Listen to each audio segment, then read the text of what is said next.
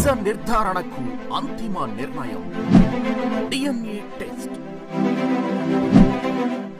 ఉన్నది ఉన్నట్లుగా వాస్తవాలను శోధించి వివరించే మన DNA టీవీ, మన రాష్ట్రం, మన ఛానల్. లక్ష్మణ్ రావు గారు పునరావాసం గురించి వాస్తవం అధ్యక్ష. ఎందుకంటే పోలవరం ప్రాజెక్టు నిర్మాణం ఎంత ముఖ్యమో ఆ నిర్మాణానికి ఏదైతే తమ విలువైన భూములు ఇళ్లను కోల్పోయి సహకరించినటువంటి నిర్వాసితులు ఎవరైతే ఉన్నారో వాళ్ళని ఆదుకోవాల్సిన బాధ్యత మానవత్వం. ఎందుకంటే ఈ రాష్ట్రం కోసం, ఈ రైతాంగం కోసం తాము త్యాగం చేసిన నిర్వాసితులు కూడా గుర్తుపెట్టుకోవాలని రోజు తెలుగుదేశం ప్రభుత్వ హయాంలో 4144 కోట్లు కాలనీలకి నిర్మాణం గాని ముంపు బాధ్యులు కనిచ్చాం అధ్యక్ష. ఆ రోజు తెలుగుదేశం ప్రభుత్వంలో నిర్మాణం చేసినటువంటి కాలనీలే తప్ప గత 5 సంవత్సరాల్లో మళ్ళీ ఒక్క పునరావాస కాలనీ కూడా నిర్మాణం జరిగినటువంటి పరిస్థితి లేదు అధ్యక్ష. మరి ఏదైతే ఆ రోజు నిర్వాసితులు మరి కొంతమేర సంతోషంగా ఉన్నటువంటి పరిస్థితి, కానీ గత వైసీపీ ప్రభుత్వంలో వరదలు వస్తే మరి మమ్మల్ని మా తెలంగాణలో తిరిగి కలిపేయండి వాళ్ళు రోడ్డెక్కిన పరిస్థితి వచ్చింది అని అంటే ఆ ప్రభుత్వానికి గత ప్రభుత్వానికి తేడా ఏంటనేది క్లియర్ గా అర్థమవుతున్నటువంటి పరిస్థితి అధ్యక్ష.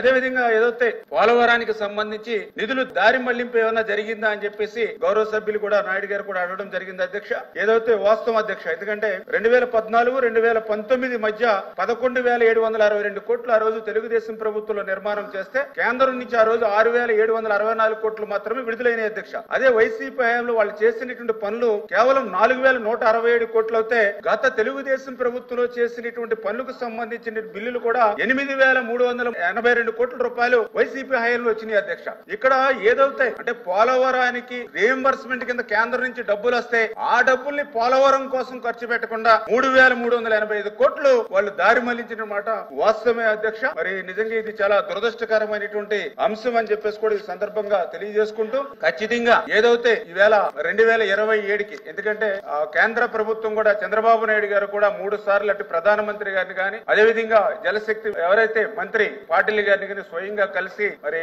మొన్ననే ఆ 12,150 కోట్లు శాంక్షన్ వచ్చిన తర్వాత ఏదైతే ఒక టైం బాండ్ పెట్టుకుని ఆల్రెడీ ఇప్పటికే నవంబర్ నెలలో మరి ఏదైతే ఎగువ కాపర్ డ్యామ్ నుంచి ఏదైతే సిపేజ్ వాటర్ ఏదైతే ఉందో దాన్ని అంతటిని కూడా లిఫ్ట్ చేయడం జరిగింది అధ్యక్ష. ఆల్రెడీ డయాఫ్రమ్ వాల్ సంబంధించి ఏదైతే అక్కడ నిర్మాణ క్రమం కూడా ప్రారంభించుకుని ఏదైతే అక్కడ ఏర్పాట్లు కూడా జరుగుతున్నాయి అధ్యక్ష. రేపు జనవరిలో ఆ డయాఫ్రమ్ వాల్ నిర్మాణాన్ని ప్రారంభించుకుని ఏదైతే 2026 మార్చి కల్లా డయాఫ్రమ్ వాల్ నిర్మాణం పూర్తి చేయాలని at the same time parallel గా ఎందుకంటే డయాఫ్రమ్ వాల్ పూర్తి అయ్యేంత వరకు కూడా ఆగి మెయిన్ డ్యామ్ నిర్మాణం చేస్తే ఇంకా ఆలస్యం అవుతున్న ఉద్దేశంతో మొన్న జరిగినటువంటి వర్క్ షాప్ పోలవరం ఏదైతే జరిగిందో దాంట్లో కూడా ప్యారలల్ గా కూడా ఈసీఆర్ఎఫ్ కూడా నిర్మాణం చేసుకోవచ్చు అని ఏదైతే వాళ్ళు ఆలోచన ఇచ్చారో దాని ఆలోచనల ప్రకారంగా మేము ప్రణాళికలు సిద్ధం చేసుకుంటున్నాం అధ్యక్ష. రేపు వచ్చి ఈ వారంలోనే చంద్రబాబు నాయుడు గారు కూడా పోలవరం సందర్శించి ఆ యొక్క షెడ్యూల్ ఏదైతే ఉందో ఒక టైం బాండ్ ఏదైతే ఉందో ఎప్పటిలాగా మేము పూర్తి చేస్తామో అవన్నీ కూడా మీకు ఏదైతే రాష్ట్ర ప్రజలకు రైతాంగానికి కూడా తెలియజేస్తామని చెప్పేసి కూడా మీ ద్వారా కూడా ఈ సందర్భంగా తెలియజేసుకుంటూ ఉన్నాం అధ్యక్ష. ఎందుకు నేను ఈ మాట చెప్తున్నానంటే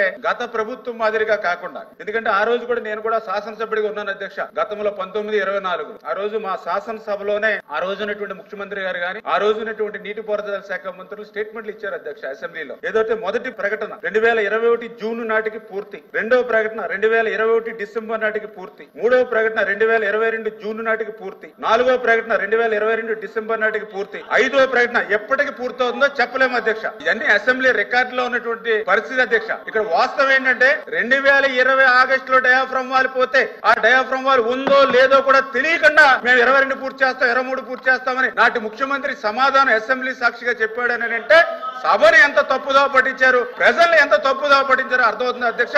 ఆ మాదిరిగా కాకుండా ఒక టైం బాట్ పెట్టుకుని ఒక షెడ్యూల్ ప్రకారం ఆ పోలవరం ప్రాజెక్ట్ ని పూర్తి చేస్తాం. ఆ గోదావరి జలాలు అటు ఉత్తరాంధ్రకు అటు రాయలసీమకు తీసుకెళ్లేటువంటి బాధ్యత ఎన్డీఏ ప్రభుత్వం తీసుకుంటుందని చెప్పి మీ ద్వారా తెలియజేస్తున్నాను అధ్యక్ష.